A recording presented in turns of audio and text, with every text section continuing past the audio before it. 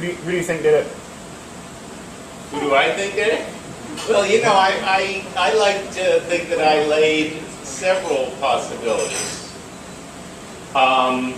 You know, instead of saying for sure who did it, one of the possibilities, though it's extreme, it would take time, is that Emmy, for reasons that we don't know, Emmy took her own life, and Dot cleaned up. You know, if Emmy took her own life, then you know, the gun in her hand and stuff like that. Dot cleaned up. Now, but that's pretty extreme. That would be hard. Dot would have to do it like that, and then pretend a lot for the police. Other possibilities are extreme, but you know, Emmy took a job away from somebody, and she's working in corporate security. She's old, Iowa connections, deep money, deep pockets behind her, and then there is a lot of ill will about gay marriage and stuff. It wouldn't be the first time that somebody killed somebody over sexual orientation. And then there's the condo. There's the real estate issue. It may turn out that there's money involved there. You know, there's a lot of possibilities. It depends how you want to go. It could also be Dot, I suppose. So that requires Dot to be, you know, an Academy Award-winning actress. That help?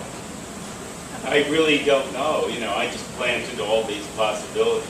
If it was me being the kind of person I am, I would go into twisted private area to find out.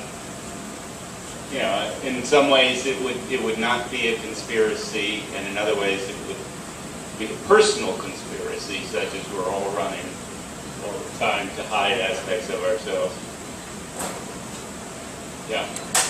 Considering you used to writing the whole book by yourself, have you found it difficult to let go and to allow other people to develop the story as they wish?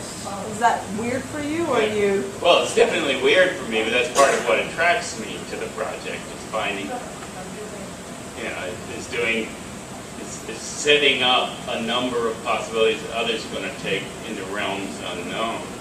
That's an interesting thing for me. You know, one way to answer your question is it's difficult, but not so difficult that I couldn't do it. You know, when you're writing stories, at least with my sensibility, there's always 14 other stories taking off, and you have to beat them back into their holes often. In fact, that's usually my biggest problem. I have to get up and pace and say, now what am I focusing on here?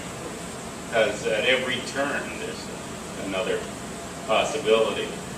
To some extent, writing a novel yourself, writing a story yourself, is a hideous closure. And what's wrong with a lot of mystery stories, even at novel length, closure is too simple.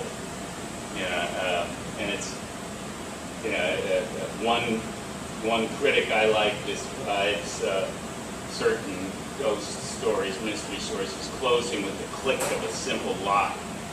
And you know, reality doesn't have that closure.